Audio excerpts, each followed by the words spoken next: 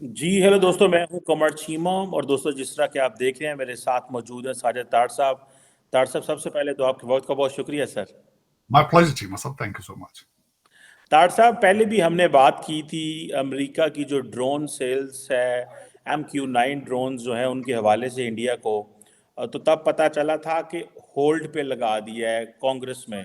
आपने कहा था कि नहीं, ये होल्ड बड़ी जल्दी उठ जाएगा।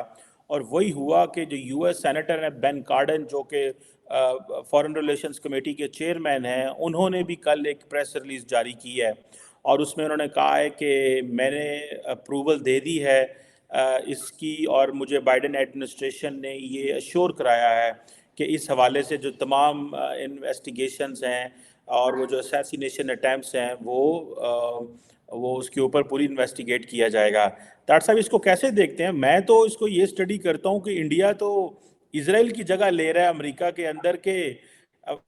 हम कभी सुनते थे कि जिस दिन अमेरिका इसराइल के लिए एड अप्रूव करता है, उसी दिन कांग्रेस जो है वो ओके करती है और उसी दिन जो है वो शिफ्ट हो जाता है पैसा।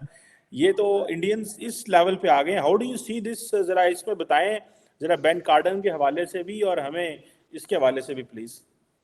चीमा साहब, सबसे पहले तो मैं ये बताना चाहूंगा कि मैं जिस जगह बैठा हूं अभी, मैं बेन कार्डन के डिस्ट्रिक्ट में बैठा हूं और मैं बेन कार्डन सेनेटर को बहुत अरसे से जानता हूं। वो बड़े पुराने सीनियर सेनेटर हैं। लेकिन ये कुछ थोड़ी एग्जैजुरेशन है कि he is the strongest senator. ये इस पे मैं इससे एग्री नहीं करूंगा। उनका बैकग्राउंड, ही इज जूइश। और बाल्टीमोर एरिया में भी जूइश काफी कम्युनिटी है। और दूसरा, जिस तरह आपको पता है कि जूइश इन्फ्लुएंस जो है वो second to none in the US. अब मैं स्ट्रांग इसलिए नहीं कहूंगा, एक तो वो रिटायरमेंट का ऐलान कर चुके हैं इस वक्त। मैरीलैंड स्टेट जहां से वो सेनेटर हैं, वहां से इस वक्त कई कांग्रेसमैन जो है लोकल, वो ट्राई कर रहे हैं टू बिकम अ सेनेटर। तो जो सेनेटर अपनी रिटायरमेंट का ऐलान कर दे, फिर वो जिसका एक टांग अपने बाहर हो, एक टांग अंदर हो, वो उसका इन्फ्लुएंस इतना नहीं रह जाता। हाँ, ये मैं जरूर, क्योंकि मैं उस दिन उस दिन आपके साथ ब्लॉग करने के बाद मैंने I did more research on it. ये कुछ महीने पहले इन्होंने कहा था कि कंटीजेंट ये के पन्नू साहब के हवाले से कि इसके ऊपर कहा जाए। और आई वाज सरप्राइज कि ये किस तरह हो सकता है। लेकिन दी वायर ने, जो पब्लिकेशन है, उन्होंने इस पे कहा, और एक और थी चैनल, उन्होंने कहा।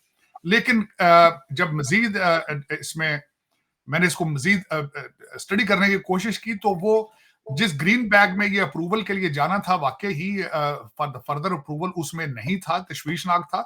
लेकिन उसके बाद स्टेट डिपार्टमेंट से क्वेश्चन किया गया उनकी ब्रीफिंग में, तो उन्होंने भी उसको डाउन प्लेड इट। और उसके बाद फौरन ही, जिस तरह आपने खुद फरमाया कि सेनेटर बेन कार्डन है, उन्होंने भी स्टेटमेंट दी। और मेरे लिए वो उसमें थोड़ा सा जो था वो कॉमेडी भी थी। उन्होंने कहा जी, बड़ा जोर, बड़ी बड़ी मुश्किल से मैंने बड़ी नेगोशिएशन के बाद मैंने जो बाइडेन एडमिनिस्ट्रेशन के साथ एग्री कर गया हूं कि दे देगा। तो ना तो जो बाइडेन इस पोजीशन में है कि वो इंडिया को थ्रेट कर सके, ना बेन कार्डन इस पोजीशन में है कि वो थ्रेट कर सके। तो पता नहीं इतनी टफ नेगोशिएशन ये किससे करते रहे हैं। मेरे लिए समझ से बाहर था। लेकिन जिस तरह मैंने आपको बताया कि घंटों के अंदर जो है वो ओबामा एडमिनिस्ट्रेशन ने क्लैरिफाई कर दिया है कि नहीं, हमारी क्या मिजाल है कि हम चीजों को रोक लें। और मेरे लिए भी तशवीशनाक ये था, क्योंकि इस वक्त एयरबस और बोइंग दोनों पहुंच चुके हैं भारत के अंदर। और अगर ये ड्रोन अमेरिका नहीं देगा, तो भारत इजराइल से ले लेगा। और अगर ईरान अपने अंदर शायद ड्रोन बना सकता है, रशिया को देख सकता है, जो भारत चंद्रयान पे जाने की सलाहियत रखता है, आपका क्या ख्याल है ड्रोन बनाने की सलाहियत नहीं रखता? वो भी बना लेंगे अपना। ऐसी कौन सी बड़ी बात है कि इनके पास। बल्कि इस वक्त मैंने आपको बताया कि अमेरिका को भी भारतीय चला रहे हैं, उनकी सारी जो आईटी और टेक्नोलॉजी है सारी। अगर आप कभी गौर फरमाए नासा के ऊपर, तो नासा के अंदर सब के सब भारतीय निजात इंजीनियर है उनके पास। बल्कि ओबामा ने टेक्नोलॉजी दे दी थी नासा की, तभी तो अमेरिका का कोई रॉकेट अब जमीन से नहीं उठ रहा है। वहां पे सिर्फ दूसरे मुमालिक के जो है रॉकेट जा रहे हैं। अमेरिका तो राजू रॉकेट बन चुका है, अब वो रॉकेट नहीं चला सकता, उसके तो अपने हालात खराब हैं। उनकी तवज्जो नहीं है। बल्कि हो सकता है कि रॉकेट परमानेंट बंद कर दें, क्योंकि ये जी एनवायरमेंट के लिए गलत है। ये भी पॉसिबिलिटी है, क्योंकि इनका फ्यूचर जो है, आपको बताया था द ग्रीन एग्रीमेंट जो इस वक्त एओसी ने दे दिया है डेमोक्रेट पार्टी की तरफ से, उसके अंदर मशीनरी नहीं है, उसके अंदर कोई भी ऐसी चीज जिससे इन्वायरमेंट को, बल्कि वो ये कहते हैं babies are against the environment, baby कहते हैं बच्चे बनाने बंद करो, it's not good for the environment. तो उसके अंदर ये जो एक मूवमेंट चल रही है अमेरिका के अंदर, मैं इसको हमेशा ये कहता हूँ सेल्फ डिस्ट्रक्टिव मोड। जब आप 250 साल आपको हो जाएं, आपके पास इसको ये भी कहा जाता है ग्रोइंग पेन हो, आप बोर हो चुके हो। हम जिस तरह होता है ना, अमीर लोगों के बच्चे हर 10 मिनट बाद कहते हैं डैडी आई एम बोर्ड, तो वो इस तरह अमेरिकन बच्चे भी अब बोर हो चुके हैं। मिलियन डॉलर्स के घरों में रहेंगे, अपने जेटों में सफर करेंगे, लेकिन प्रियस चलाएंगे शौक के लिए, इलेक्ट्रिक गाड़ी टेस्ला ले लेंगे। दूसरों के लिए 2-3 बच्चे अफ्रीका से अडॉप्ट कर लिए जाएंगे, लोगों को दिखाने के लिए कि what kind of soft corner we have. और फिर जहां बैठेंगे 2-4 गालियां एनवायरनमेंट को दे दी, 2-4 अरबियों को गालियां दे दी कि देखें कि फासिल फ्यूल है, लेकिन अपने जेटों के अंदर अपने 20-20 हजार स्क्वायर फीट के घरों में बैठ के, जिस तरह कहा जाता है शीशे के घरों में बैठ के गुर्बत का मजाक उड़ाने का एक फैशन बन चुका है। तो यही अमेरिका के अंदर भी चल रहा है। लेकिन ग्रोथ, अब इनोवेशन खत्म है, मैथ इज रेसिस्ट है। अब तरक्की अमेरिका नहीं करेगा, कोई और ही करेगा, और वो करने वाले भारतीय भी कर रहे हैं और चाइना भी करेगा, क्योंकि दे हैव एपेटाइट। ये एपेटाइट के बगैर काम नहीं हो सकता। ये क्रूज कंट्रोल वाला काम नहीं है कि आप 18वीं सदी से क्रूज पे चल रहे हो तो आप ऑटोमेटिकली ग्रो ही करते जाएंगे। जिस तरह मैंने कल परसों मैंने आपको फरमाया था, आपको कहा था चीमा साहब कि इस वक्त गूगल के और सॉफ्टवेयर के जो सीईओ हैं दे आर इन इंडिया, और उसमें उसी पे मैंने पढ़ा था कि India has more than 5 million computer programmers, और both companies including Infosys they are committed कि 1 lakh artificial intelligence specialist produce किया जाएगा भारत से। तो उसके बाद फिर आप मुझे ये बता दें कि तरक्की कौन सा मुल्क करेगा, फिर उसमें अमेरिका का नाम शामिल नहीं। लेकिन ये कि मैंने आपको बताया था कि इनकी मजबूरी है, क्योंकि ये ड्रोन और इस तरह की चीजों के अलावा कुछ दूसरी चीज यहां प्रोड्यूस भी नहीं करते। अगर देखा जाए तो हर चीज इंपोर्ट होती है, गाड़ियां भी इंपोर्ट होती हैं, कपड़े भी इंपोर्ट होते हैं, जूते भी इंपोर्ट होते हैं, खुराक तक चाइना से इंपोर्ट होती है। तो अगर ड्रोन बना के ये नहीं बेचेंगे बाहर, तो फिर पकौड़े बेचेंगे, क्या बेचेंगे? इनके पास कोई और प्रोडक्ट नहीं है इसके अलावा। तो इसको रोक के फिर कहां जाएंगे ये? तो ये इनके हालात कमजोर हैं। उसमें बल्कि मैं चीमा साहब ये कहूंगा, कमजोरी का अंदाजा लगा लें कि आज 3 सोल्जर जो है उनको मरे हुए तकरीबन हफ्ता हो रहा है, और अभी तक ये सोच में गुम है कि हम क्या करें। स्ट्राइक कर दी उन्होंने इराक और सीरिया में। नहीं, वो क्या स्ट्राइक करनी, स्ट्राइक तो ना हुई है। हमें इन्होंने स्ट्राइक आज की, इनके ऊपर 160 स्ट्राइक हो चुकी पहले। इन्होंने कौन सी स्ट्राइक है, वो भी डरते डरते कर रहे हैं। बाबा जी हैं, उन्होंने फरमाया है कि हम जंग नहीं छेड़ना चाहते। दूसरे बाबा जी जो ओबामा के रिश्तेदार हैं, उन्होंने भी कह दिया कि हम ईरान के साथ, वो कहते हैं हम थप्पड़ मारना चाहते हैं लेकिन जोर से नहीं मारेंगे। तो ये कौन सी जंग है, कौन सा रिटेलिएशन? साथ स्ट्राइक की है, साथ माफिया भी मांग रहे हैं ईरान से, कहते सट लगी तो नहीं ਤੁਹਾਨੂੰ, कहते स्ट्राइक करांगे, प्लीज माइंड ना करना। ये भी कौन सी स्ट्राइक है? वो इस तरह ही एक, क्योंकि इलेक्शन का साल है, ओबामा साहब ने कहा होगा कि वरना डेमोक्रेट पार्टी खत्म हो जाएगी, किस तरह जाओगे इलेक्शन में? डोनाल्ड ट्रंप बहुत स्ट्रांग है, कोई पटाखा चलाओ, इधर उधर छोड़ दो। अभी तो शुक्र करें इन्होंने उधर चलाया, अमेरिका के अंदर नहीं कुछ चला दिया पटाखा इन्होंने, क्योंकि हालात जो है वो इनके बिल्कुल, चीमा साहब, जज्बों के साथ जंगें लड़ी जाती है, हथियारों के साथ नहीं लड़ी जाती। अफगानिस्तान से जिस तरह ये रुसवा होकर निकले हैं, और बल्कि एक और चीमा साहब बात बताऊं, ये इल्जाम लगाते हैं भारत के ऊपर या दूसरे मुल्कों के ऊपर, पन्नू साहब का, कि ये कर रहे हैं वो कर रहे हैं। अपनी फ्लोर इंटेलिजेंस की वजह से 3 मुल्क इन्होंने तबाह किए, इराक, लीबिया और अफगानिस्तान। तो ये कहते हैं कि दूसरे कंट्रीज आके इंटरफेयर कर रहे हैं अमेरिका में। How dare you say that? $8 trillion की नाकाम जंगें लड़ने के बाद आप भारत को कहते हो कि तुम पन्नों को यहां पे असैसिनेट करना चाहते हो। आप लोगों ने जेनोसाइड किया है मुस्लिम कम्युनिटी का, आपने इस्लाम के खिलाफ, यहां पे जॉर्ज बुश क्रूसेड कहते थे, डेजर्ट स्टॉर्म को कहते थे दिस इज क्रूसेड। एक बहुत बड़ा एलिगेशन था।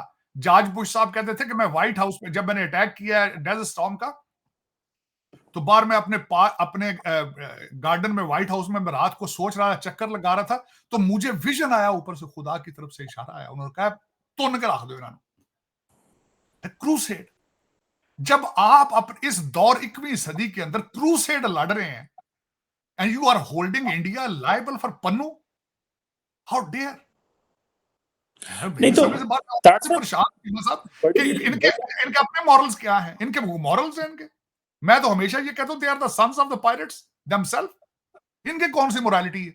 आप मुझे ये बताएं, प्रिएम्प्टिव अटैक है, पैट्रियट एक्ट है, यहां पे उसमें कोई मोरालिटी है? गुटानमो बे है, उसकी मोरालिटी है? जो अगर ये कहते हैं कि पन्नू के खिलाफ वो गुप्ता, ना कोई शवाहिद है, ना कोई बात है, ना चीत है। इनके अपने क्या हालात हैं? लेकिन चीमा साहब ये इस तरह नहीं है। अब इस वक्त जिस तरह मैं अर्ज करना चाहूंगा, इस वक्त दुनिया फाइनेंशियल इंटरेस्ट के पीछे जाती है, ममालिक अपने अपने फैसले लेते हैं फाइनेंशियल इंटरेस्ट के पीछे। और इनको भी पता है कि भारत थोड़ा सा भारत ने इनके पास, ये बताएं, ताइवान के साउथ चाइना सी के अंदर इनके पास भारत के अलावा दूसरा ऑप्शन क्या है? कोई ऑप्शन नहीं, not a single option. China के पीछे जाना है तो कौन जाएगा इनके? पाकिस्तान जाएगा? कौन जाएगा इनके साथ? तो इनके इनके और दूसरा ये है कि जिस तरह मैं आपको बता रहा था, खुशकिस्मती है ये भारत की, मैं समझता हूं उनकी बहुत बड़ी खुशकिस्मती तो नहीं कि मैं कहूंगा, उनका बहुत बड़ा हार्ड वर्क है। जिस तरीके से अपने बच्चों को पढ़ा के वो बाहर भेज रहे हैं, जिस तरीके से वो टेक्नोक्रेट बन के जा रहे हैं, टेक्नोक्रेट। और जिस तरह मैंने आपको अर्ज किया कि 5 मिलियन कंप्यूटर प्रोग्रामर भारत में बैठे हैं, 5 मिलियन, छोटे से नंबर नहीं। तो चीमा साहब ये फिर इस तरह तो नहीं होता ना, इनके बस की बात नहीं है अब। ये जब तक अपनी इनोवेशन पे अपने बच्चों को बढ़ाने का नहीं सोचेंगे, ये दोबारा रिवाइव नहीं कर पाएंगे। इस वक्त America is going through the toughest time of the history, political instability. और सबसे बड़ी बात यह है कि मायूसी, ना लोग मायूस हो चुके हैं, लोग मायूस हो चुके लेकिन तार साहब आप मायूसी की बात करते हैं, दुनिया सारी जो है वो लांचा दे दे डंकियां ला ला के अमेरिका जाना चाहती है। आप मायूसी की बात कर रहे हैं, इकोनॉमी भी बड़ी वो है, डिफेंस में भी हम कहते हैं कि जो 3 पावर के चेस बोर्ड होते हैं, ठीक है जी, एक आपका डिफेंस है, एक इकोनॉमी है, एक पॉलिटिक्स है। जो डिफेंस का है, ये बेसिकली प्रोफेसर जोसेफ नाय, जो बेसिकली जो कॉन्सेप्ट पावर का, जिसने उसके ऊपर बड़ी उसने बुक्स लिखी हुई है, future of power and so, वो कहते हैं जी डिफेंस में आप देखिए अमेरिका कहाँ खड़ा है, 800 अरब डॉलर, कोई मुकाबला ही नहीं है दुनिया में किसी मुल्क का। आप इकोनॉमी में चली जाएं, 35 ट्रिलियन डॉलर, 23 ट्रिलियन डॉलर की तो जीडीपी है, कर्जे भी बहुत देने हैं, स्टॉक मार्केट बहुत बड़ी है। आप पॉलिटिकल चले जाएं, पावर जरूर कंप्रोमाइज हुई है, लेकिन एक ही एक्टर है दुनिया में जो पूरी दुनिया में भागता है अगर कहीं भी कोई कॉन्फ्लिक्ट हो जाता है। ना चाइनीज फॉरेन मिनिस्टर जहाज भगा सकता है, ना रशियन भगा सकता है, ना इंडियन भगा सकता है, ना ब्रिटिश भगा सकता है। तो तार साहब तीनों जो सफेयर्स हैं उनमें असर तो नहीं क्या है? आप ये जो पर्सपेक्टिव दे रहे हैं, आपको नहीं लगता कि ये एक पेसिमिस्टिक पर्सपेक्टिव है, लुकिंग द अमेरिकन पावर? इसको आप कैसे करेंगे सर? शिवा साहब, मैं आपकी बिल्कुल बात ठीक है, लेकिन आज से 20 साल पहले तक बिल्कुल ऐसे ही था। अमेरिकन जो प्रेसिडेंट होता था वो डेकोरेटेड होता था। लफ्ज डेकोरेटेड इसलिए इस्तेमाल किया जाता था कि उसने किसी न किसी कॉन्फ्लिक्ट में खुद हिस्सा लिया होता था। जॉर्ज बुश सीनियर जो था वो आखिरी प्रेसिडेंट था जिसने कॉन्फ्लिक्ट के अंदर हिस्सा लिया था, अपना पेट्रियटिज्म जो है प्रूव किया था उसने। उसके बाद ये रस्म टूट गई थी। उसके बाद बिल क्लिंटन साहब आए, मोरालिटी के जनाजे निकले उनके व्हाइट हाउस के दौर के अंदर। फिर उसके बाद करप्शन के हालात ये हैं। मैं आज आपसे ये सवाल करना चाहता हूं, इन्होंने हर जंग हारी है दुनिया के अंदर, कोई जंग एक बता दीजिए उन्होंने जीती हो। अब मैं 8 ट्रिलियन डॉलर इन्होंने फेंका है 3 मुल्कों के अंदर। इन तीनों मुल्कों के अंदर इनका इंटेलिजेंस फेल्योर था, तीनों मुल्कों के अंदर, इराक के अंदर, लीबिया के अंदर और अफगानिस्तान के अंदर सारे इंटेलिजेंस फेल्योर है। फिर उसके बाद मैं ये पूछना चाहता हूं कि अगर इनकी सुप्रीमेसी इतनी है, अगर इनकी वेपनरी इतनी सोफिस्टिकेटेड है, रात के अंधेरे में अफगानिस्तान से क्यों भागे ये 85 बिलियन डॉलर का असला छोड़ के? फिर उसके बाद मैं ये पूछना चाहता हूं कि होतियों से क्यों फिर भाग रहे हैं आज? फिर 3 बच्चे इनके मार दिए हैं, 35 जख्मी हैं, पता नहीं जिंदा है मर गए हैं। ईरान को सीधा क्यों नहीं अटैक करते? क्यों नहीं उसको जवाब देते? क्यों उससे डर के भाग रहे हैं आज? सुप्रीमेसी, इसको सुप्रीमेसी थोड़ी कहते हैं। दूसरी उसमें बात यह है, चीमा साहब, जमहूरियत किसको कहते हैं? जमहूरियत कहते हैं government for the people by the people. अब 12 साल से ओबामा चला रहा है, वो किंग बन चुका है almost. He is determined to make this country Kenya.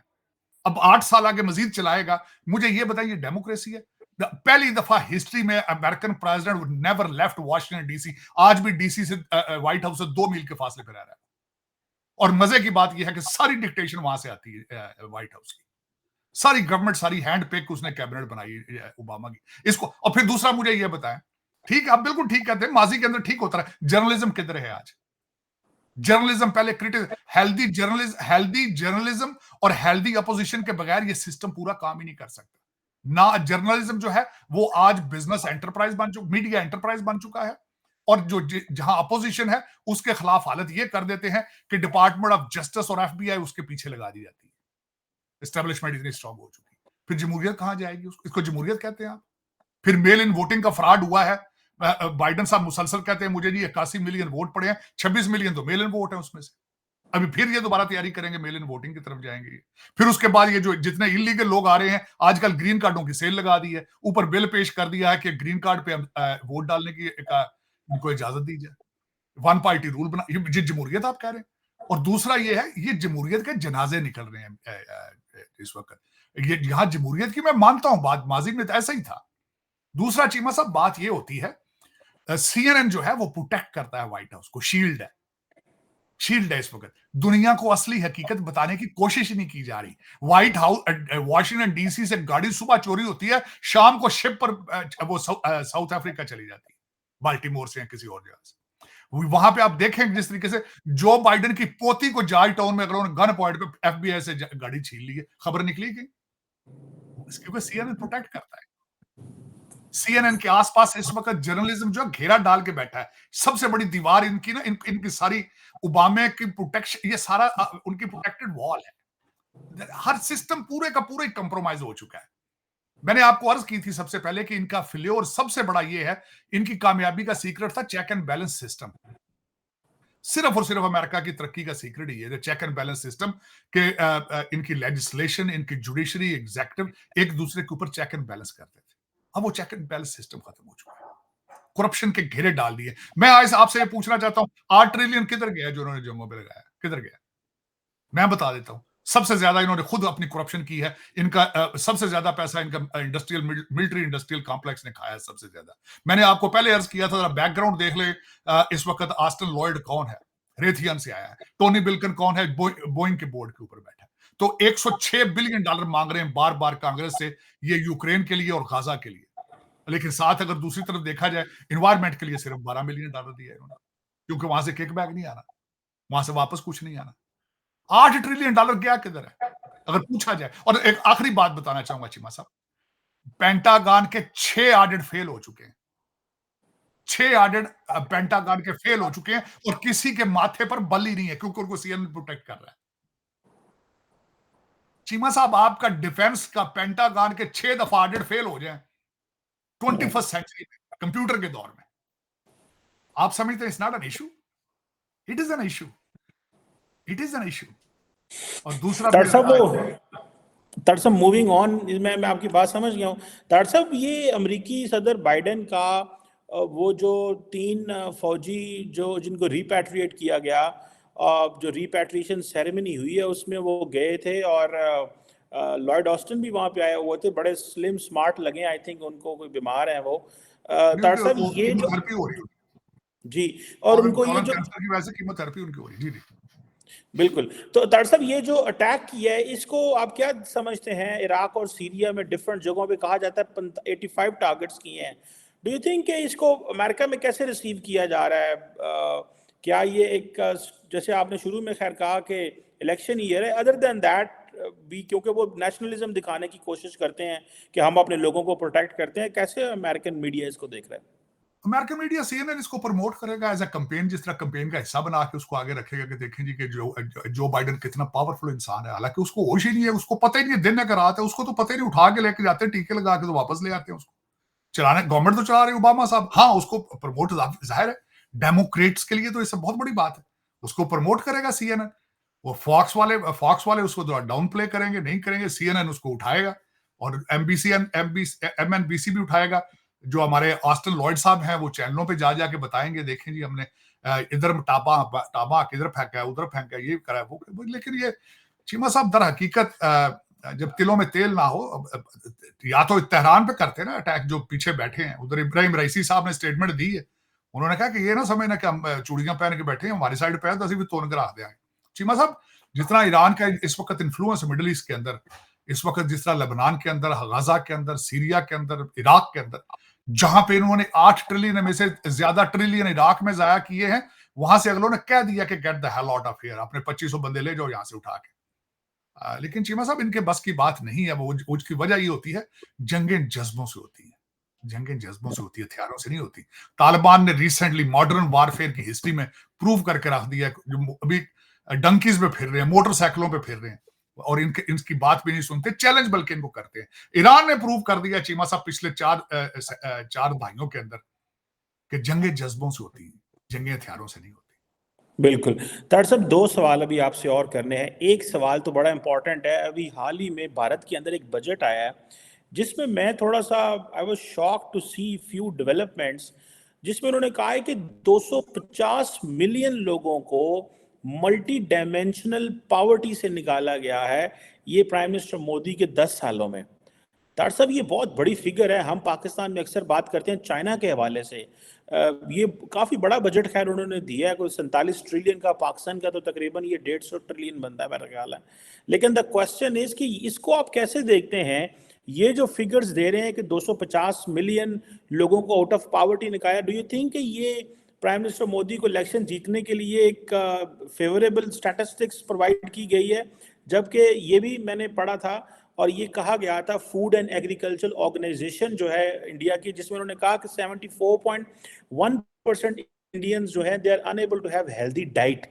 आप कैसे देखते हैं ये जो 250 मिलियन लोगों को पॉवर्टी से निकाला है?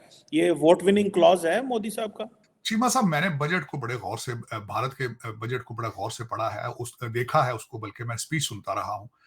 जिस तरीके से उन्होंने पहले भी, मैं एक मुसलसल चीज नोट कर रहा हूँ, वो आपने देखा होगा कि रिपब्लिक डे पे उन्होंने नारी शक्ति के नाम से उन्होंने फिमेन को प्रमोट किया है। इसके अंदर जो सबसे बड़ी बात मैंने देखी थी, लखपति दीदी का उन्होंने प्रोग्राम जो है वो शुरू किया है। उसके बाद किसानों को कर्जे देने शुरू किए हैं। उसके बाद उन्होंने स्टार्टअप के लिए लोगों को कर्जे की बात की है। उसके बाद सोलर एनर्जी की बात की है। और उसके बाद मोदी साहब ने उसको काउंटर किया बजट की तकरीर के बाद, और उसमें जो उन्होंने सबसे ज्यादा, मैं आप सरप्राइज, ट्रिकल डाउन इकोनॉमी की उन्होंने बात की है। और मेरे ख्याल में दिस इज ट्रू। और जो इलेक्शन के हवाले से अगर मुझसे पूछा जाए चीमा साहब, मोदी साहब इलेक्शन जीत चुके हैं, पीरियड, इसमें कोई शक ही नहीं। किसी, ये तो बिल्कुल ही मेरा समझना हो कि ये सोचना हो कि मोदी साहब को कोई इलेक्शन का थ्रेट है या कुछ, क्योंकि रीजन, मोदी साहब का अपनी इलेक्शन कैंपेन से कभी बाहर आए ही नहीं। He is the master of politics, if you personally ask me. He's a master of optics or delivery or the selection of word. International दौरों पे आते हैं, लगता है वो कंपेन कर रहे हैं इलेक्शन की। आप देख लें, रिपब्लिक डे आता है इस तरह की, जिस तरह के इलेक्शन की कंपेन कर रहे हैं वो तो इलेक्शन मोड से बाहर ही नहीं आए कभी आज तक। तो उनको हराना तो मेरे ख्याल में पॉसिबल ही नहीं है इस वक्त। हालांकि अगर देखा जाए तो वो जो कांग्रेस के हैं राहुल गांधी, वो दूसरे अपनी वो पूरे नेशन के टूर पर निकले हैं, लेकिन ये समहाउ कनेक्ट नहीं कर पाते। आज मैं सुन रहा था कि वो अपने कांग्रेस को कनेक्ट नहीं, इकट्ठा नहीं कर सकते, देश को किस तरह इकट्ठा करेंगे। दूसरा, मैंने जो मोदी साहब के लिए किसी ने छोटी सी शरारत की थी कि साउथ के हमारी स्टेटों को कर्नाटका में सही फंड नहीं दिए जा रहे, फेडरल मरकज हमसे जस्टिफाई नहीं कर रहा। उन्होंने एक दिन तकरीर की है, लेकिन दूसरे दिन साथ ही उनके गुब्बारे से हवा निकल गई। उन्होंने ट्वीट कर दी, नहीं जी, कि United India is good, I am very proud Indian. लेकिन चीमा साहब, इस वक्त जिस तरीके से, मैं आपको हमेशा अर्ज करता था, आज से कुछ अर्सा पहले पूरी दुनिया के अंदर नेशनलिस्ट मूवमेंट्स चली थी, पूरी दुनिया के अंदर, क्योंकि लोग बेजार थे, लोग। और दूसरा, जो सोशल मीडिया था, वो फौरन लोगों को इंफॉर्मेशन देता, लोग फौरन उसका हल चाहते हैं। उसी वजह से लोग बेजार थे, नेशनलिस्ट मूवमेंट चली थी। सारी नेशनलिस्ट मूवमेंटें खत्म हो चुकी हैं सिवाय मोदी साहब के। मोदी साहब ने जो टीका नेशनलिज्म का भारत को दिया है, वो अब सर चढ़ के बोल रहा है, इसमें कोई शक नहीं है, आप देख लें उसको। और उसकी उसकी वजह सिर्फ यही है कि he is a full time politician, और वो अपनी इलेक्शन कैंपेन से बाहर आते ही नहीं है। वो जो करते हैं फिर उसको मार्केट भी करते हैं। ये बहुत जरूरी चीज होती है ना कई दफा, कि आप करें फिर उसका क्रेडिट लें, प्रॉपर क्रेडिट लें। उनको सारा इस चीज का तजर्बा है, एस्टेब्लिशमेंट को कंट्रोल करना, टीम बिल्ड करना, टीम से काम लेना, रिजल्ट देखने, लोगों को बताना। मैं आप जरा एक मिनट के लिए आपको मैं कहता हूं, अगले दिन उन्होंने अपने जो वो आइलैंड को प्रमोट किया है, वो लग रहा है जिस तरह के बॉलीवुड के हीरो हैं। आपने देखा है, वो स्नॉर्कलिंग कर रहे हैं, प्रमोट कर रहे हैं। है कोई दुनिया का दूसरा प्राइम मिनिस्टर कर रहा हो? काकड़ साहब को कहे ना जाके गोता लगा के पास करो, वो प्रमोट करते हैं, जहाज फेर रहे हैं, सैर कर रहे हैं, इसमें कोई शक नहीं है, लेकिन ऑप्टिक्स कोई नहीं। कोई मूवी बनाकर लगाएं अपनी, कोई वीडियो बनाएं अपनी, कोई इंस्टाग्राम, कोई ट्वीट, कुछ भी नहीं।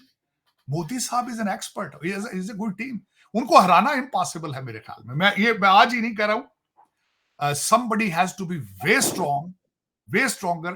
ऑप्टिक्स उसके, मीडिया उसका उसका बोलना, ये पता नहीं कहां से फिर को आएगा मोदी साहब को हराने के लिए।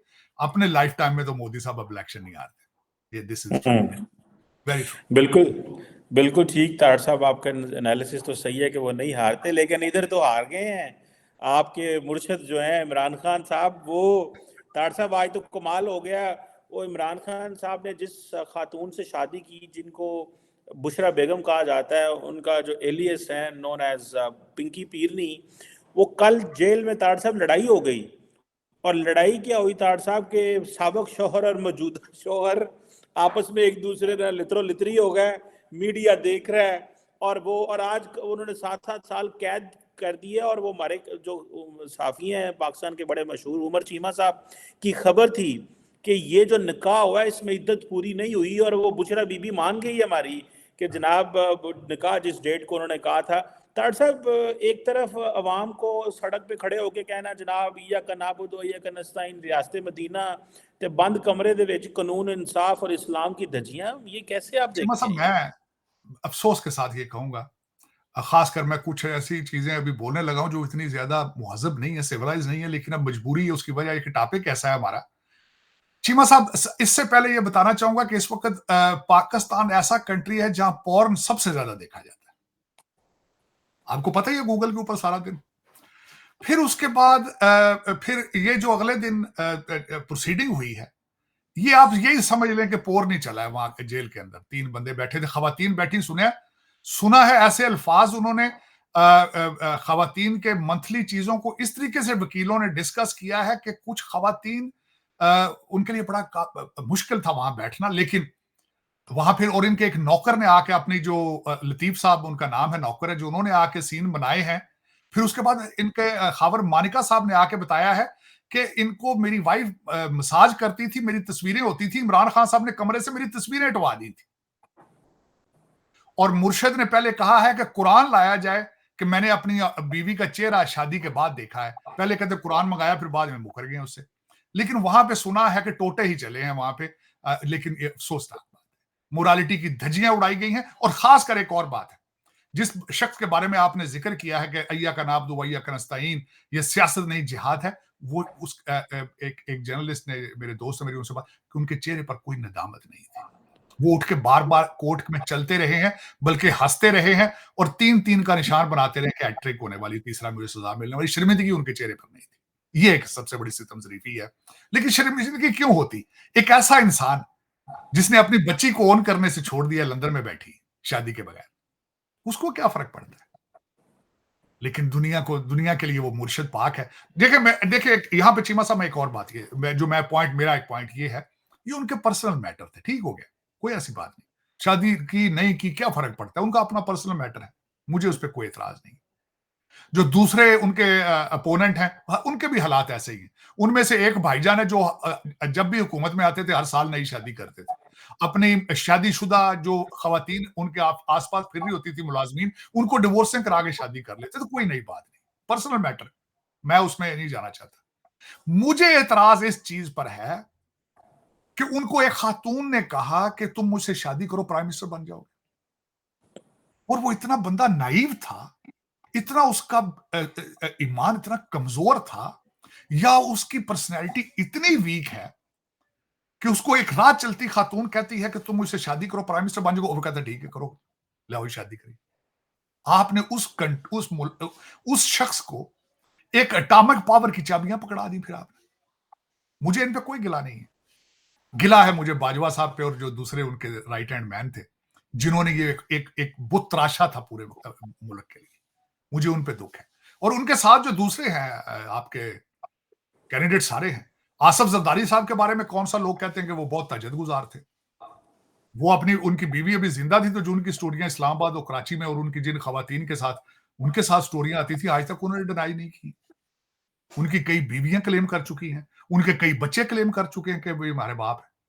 ये चीमा साहब वो देखिए मेरी नजर में इस वक्त पाकिस्तान मैंने दो चीज जो रिसेंटली मैं मुसलसल पाकिस्तान की हिस्ट्री कुरेदने की कोशिश करता रहता हूं। बार बार ये नारा लगाया जाता है कि भुट्टो आज भी जिंदा है, भुट्टो जिंदा है, भुट्टो जिंदा है। ठीक हो गया, मुझे ये बताएं, ये नहीं लगता कि अयूब खान भी आज जिंदा है?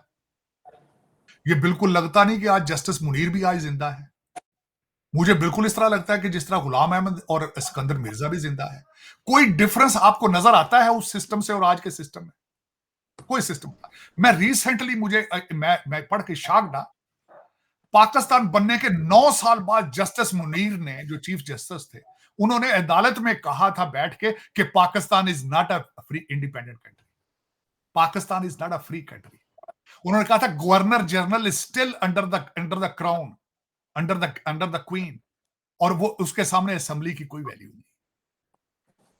और मेरे ख्याल में आज भी पाकिस्तान आजाद नहीं है। जस्टिस मुनीर जिंदा है, आज भी अयूब खान जिंदा है, किसी और फॉर्म में, किसी और यूनिफॉर्म में, किसी और चीज में। यही बदनसीबी पाकिस्तान की। और पाकिस्तान, मैं इंतजार कर रहा हूं जिस दिन ये पाकिस्तान की बुनियादें रखें। इन्होंने पाकिस्तान मैं कल मुझे डॉक्टर इश्तियाक साहब का एक मैंने ब्लॉग, मुझे किसी ने भेजा ब्लॉग, जिसमें उन्होंने फरमाया था कि कायदे आजम का ये बिल्कुल प्लान नहीं था कि लोग मुसलमान उजड़ के इधर आ जाएं तो ये हो जाए तो हो जाए। बिल्कुल मैं एग्री करता हूं, बल्कि मैं इस चीज से भी एग्री करता हूं। मैं मौलाना आजाद की जो फिलॉसफी थी, वो कहते थे कि अगर मुसलमान इकट्ठे रहते बांग्लादेश के और पाकिस्तान के और भारत के, they were better off, they were better off. आप कभी 1 मिनट के लिए सोच के देखें इस चीज को। जिस पॉइंट पे आज आप खड़े हैं, कंफ्यूज हैं, आज भी two nation policy, two nation theory पे आप कंफ्यूज हैं, आज भी कंफ्यूज हैं। आप हर स्टेप के ऊपर कंफ्यूज हैं आज भी। आपको इस्लाम का पूरा पता नहीं है कि ये क्या है, क्योंकि आपके लिए फॉरेन रिलीजन है ये, आपने उसका भी मजाक बनाया। आपने टू नेशन थ्योरी का भी मजाक उड़ाते हैं, आपने ईस्ट पाकिस्तान का मजाक उड़ाया, आपने बंगालियों का मजाक उड़ाया, आपने बलोचियों का मजाक उड़ाया, आपने सिंधियों का मजाक उड़ाया। You are very racist people, very racist people among each other. Sir ਸਾਹਿਬ ਤੁਸੀਂ ਪੰਜਾਬੀ ਰਹਿ ਗਏ ਨੇ, ਫਿਰ ਸਾਡਾ ਨਾਂ ਹੀ ਲੈ ਲਓ ਤੁਸੀਂ। नहीं पंजाबी एक मैं जरूर कहूंगा, चीमा साहब पंजाबी खुले दिमाग के लोग हैं। मैं उसकी देखो, ਤੁਸੀਂ ਕਿਸੇ ਪੰਜਾਬੀ ਨੂੰ 2 ਚੰਡਾ ਮਾਰ ਕੇ ਵੇਖੋ, 3 ਦਿਨਾਂ ਬਾਅਦ ਫਿਰ ਕਹੇਗਾ ਜਾਣ ਦਿਓ ਭਾਜਨ, ਛੱਡੋ ਕੀ ਗੱਲ ਹੋਈ, फिर जफा मार लेगा। और दूजे जाके वेखो जरा, ਤੁਹਾਡੇ ਨਾਲ कर दे। सरकार बलोचिस्तान में आपके शनाख्ती कार्ड देख दे के गोलियां मारते। आप जाके देखें जरा पठानों के इलाके में आपके साथ वो क्या करते हैं। और हमारी कमजोरी भी यही है, हमने हर इन्वेडर को वेलकम किया है। सारा ਜਿਹੜਾ ਪਹਾੜ ਤੋਂ ਰਹਿੰਦਾ ਸੀ ਜੱਫੇ ਮਾਰ ਲੈਂਦਾ, आओ ਭਾਈजान आ जाओ, ਤੁਸੀਂ ਗ੍ਰੀਕੀ ਭਾਈजान आओ ना, बिस्मिल्लाह इधर ले आओ रोटी, तो की खाओगे। पठान जेड़ा था, मैं खुदा की कसम 2 लोगों की हिस्ट्री पढ़ी, मेरे पांव के नीचे जमीन निकल गई, गजनवी की और अब्दाली की। किस तरीके से वो लूटते रहे आके सरजमीन को, सिर्फ इसी वजह से, हमारे खुले दिल की वजह से, हमारे अखलाकियात का उन्होंने गलत फायदा उठाया। हर दफा आके अब्दाली का देखें उसने इस मुल्क के साथ क्या नहीं। वो परमानेंट रहा ही नहीं इस एरिया के अंदर, सिर्फ लूटने आता था लूट के वापस, आता था लूट के वापस, लूट के वापस। मजाक उन्होंने बना दिया था इस खित्ते का। आज मैं खुश हूं चीमा साहब, एक जरूर बात कहूंगा आपके देखने वालों को, मैं आज देखूंगा, हम तो नहीं कर सके, हम नहीं कर सके। सिखों ने अपने बदले लिए, चाहे जनरल डायर को अगलों ने जाके मारा, सिखों ने बदले लिए। आज हिंदू भी बदले ले रहे हैं, मैं खुश हूं, खुश हूं। आपको पता होना चाहिए कि ईस्ट इंडिया कंपनी का मालिक इस वक्त कौन है। संजीव मेहता है ईस्ट इंडिया कंपनी का मालिक। लग्जरी टी का और कॉफी का काम आज भी कर रहा है। ऋषि सोनक ने बदला लिया कॉलोनियलिज्म का, मैं खुश हूं उसके ऊपर। आज अमरीका गोडिया ने पा लिया इन्होंने, सारे ने, गूगल वाले ने, सारे ने रल के। मैं खुश हूं इस बात पर। हम नहीं चले, किसी ने तो किया ना, किसी ने तो किया, किसी ने तो बताया कि we are worthy, we are worth, we are serious people. किसी ने तो किया। हमारे तो चले, मैंने आपको कई दफा इस चीज का इजहार किया है कि शायद our DNA has issue with it. मैं खुद अपने डीएनए पे परेशान हूं, लेकिन ये कि चले, कुछ तो उस खित्ते में लोग ऐसे हैं। मैं खुद देखता रहता हूं। देखे ना, मैंने आपको बताया कि अभी मैंने रिसेंटली चनकिया पे रिसर्च कर रहा हूं। मैं अभी गुप्ता और अशोका सिविलाइजेशन के ऊपर रिसर्च कर रहा हूं, हड़प्पा और मोहनजोदड़ो के ऊपर रिसर्च कर रहा हूं, इंडस वैली के ऊपर रिसर्च कर रहा हूं। हमारा डीएनए भी इतना कमजोर नहीं है, पता नहीं क्यों हो गया, कुछ समझ नहीं आया। या तो फिर फॉरेन इन्वेडर के साथ हम ज्यादा मिक्सअप हो गए, हमारे वो डीएनए खराब हो चुका है, एक ये रीजन कभी मैं सोचता हूं। वरना लैंड तो फर्टाइल। उसकी वजह ये देखें कि चनकिया के बारे में देखें, वेदया की किताबें देखें, साथ लेकर आए थे आर्यन्स यहाँ पे वेद की किताबें 150 एडी के अंदर, 150 एडी। और मैं आज खुश हूं, भारत के ऊपर मैं खुश हूं, the way they are challenging the entire world. I am pleased with it, I am very pleased. बिल्कुल ठीक है तार साहब, अल्लाह करे पाकिस्तान में भी स्टेबिलिटी आए और हम भी चैलेंज करें सिस्टम को और अपने ही भी किस्मत संवारें और दूसरों की ज़िंदगियां भी बेहतर करने की कोशिश करें। अगर हम ये अपने जो मुर्शद की लड़ाई से बाहर निकल आए तो पाकिस्तान जो है वो तो 26-27 करोड़ पाकिस्तानी हैं, और तार साहब यही सारे हैं 5-6 बंदे हैं जिनकी सारी दिहाड़ी बात होती है, ना किसी गरीब की होती है, ना किसी किसान की होती है, ना किसी हारी की होती है, किसी की नहीं होती, सिर्फ इन्हीं 6 लोगों की 5 लोगों की बात होती है बस। चीमा साहब, आपके 50-60 लोग हैं, चेहरे बदल बदल के मुख्तलिफ पार्टियों से इलेक्टेबल हैं, पाकिस्तान की किस्मत के फैसले वो कर रहे हैं। कुछ यूनिफॉर्म में हैं, कुछ जज हैं, कुछ तमाशे हैं। पाकिस्तान की दवाई का मौजब वही है। और मैं एक बात आपको बताना चाह रहा हूं, मैं मुसलसल कई लोगों के साथ इन टच हूं जो बड़े बड़े अच्छे ओहदों पर, लेकिन इतने ज्यादा मायूस हो चुके हैं वो कि आप सोच नहीं सकते। खतरनाक हद तक मायूस हो चुके हैं, खतरनाक हद तक। सही कह रहे हैं तार साहब, ये जो मायूसी वाला एलिमेंट है ये मौजूद है, लेकिन जारी बात है हमने यही रहना है, इसी को बेहतर करना है और कोशिश करनी है पाकिस्तान सही रास्ते पे चले। जिस तरह आप इस्लाह करने की कोशिश करते हैं, बहुत सारे लोगों के इससे चीज़ें बदलती हैं और मैं समझता हूँ कि इस इस्लाह से फ़ायदा ज़रूर होता है तार साहब। ये लोगों के दिलों में उतरती है बात, किस हद तक हम अपनी तब्दीली का रोल प्ले कर सकते हैं, हमें वो कोशिश ज़रूर करनी चाहिए। चीमा साहब, उसमें आप आखिरी अमेरिका में चीज बैठ बताना के तार चाहता साहब कर रहे हूँ। हैं। जी जी जी। आखिरी चीज ये बताना चाहता हूं मैं चीमा साहब, सबसे बड़ी बात ये है कि ये आज मैं नई चीज नहीं कर रहा। विंस्टन चर्चिल के बारे में पढ़ा था। विंस्टन चर्चिल 30 साल यूरोप को डराता रहा था हिटलर से कि तैयार हो जाओ, ये उड़ा के रख देगा तुम्हें, ये उड़ा के रख देगा। आज मुझे कई साल हो चुके हैं, चीख रहा हूं कि तुम करप्शन से बाज आ जाओ, तुम्हारा ये कैंसर की तुम तो तबाह कर देगी। इंसान बनो, नेशनलिस्ट बनो, कोशिश करो पाकिस्तान की बुनियादें आज भी रखने की कोशिश करो। हम लोग तो जख्मी करके, हमें तो तुमने रिजेक्ट करके भेज दिया, लेकिन आज भी यहां बैठ के वॉशिंगटन डीसी में भी रो रहे हैं पाकिस्तान के लिए। आज भी खुदारा इंसान बनो, पाकिस्तान की बुनियादें रखो, अच्छे इंसान बनने की कोशिश करो। बिल्कुल सही कह रहे हैं तार साहब, अच्छे इंसान बनने की कोशिश करो। थैंक यू वेरी मच तार साहब sir, it's always pleasure talking to you sir. आपके बात का बहुत शुक्रिया, थैंक यू सर।